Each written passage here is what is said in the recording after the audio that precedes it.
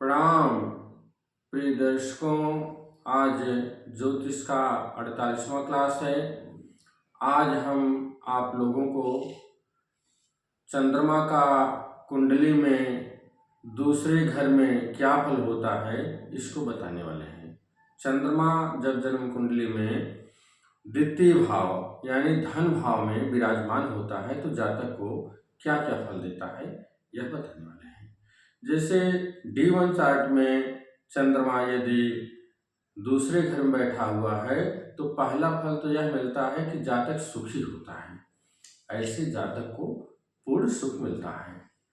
दूसरा फल यह होता है कि जातक लक्ष्मीवान यानी धनवान होता है। अपार धन उसको प्राप्त होता है। कहीं ना कहीं से उसको धन की प्राप्ति होती है। दूसरे घर का चंद्रमा जातक को धन देता है। और जातक का जो मुख होता है वह आकर्षक होता है अर्थात सुंदर होता है। और इतना सुंदर होता है कि कोई भी देखता है तो वह आकर्षित हो जाता है अर्थात सुंदरता उसके मुख से झलकती है।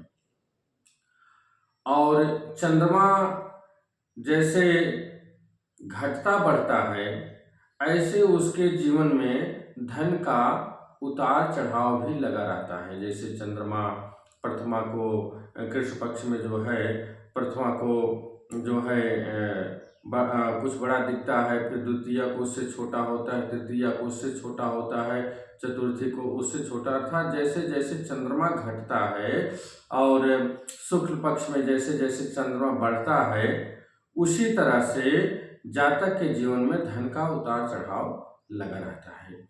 यदि चंद्रमा द्वितीय घर में धन भाव में पीड़ित हो, नीच का हो, शत्रु के घर में विराजमान हो, पापग्रहों से युक्त व दृष्ट हो और अमावस्या या कृष्ण पक्ष का चंद्रमा हो जिसको पापी चंद्रमा भी कहा जाता है, तो यदि ऐसा होता है तो जातक असत्य बोलने वाला अर्थात झूठ बोलने वाला होता है। असत्यवादी असत्य होता तो ऐसा जातक झूठ भी बहुत बोलता है।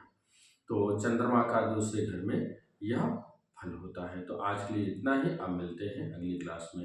हरि ओम।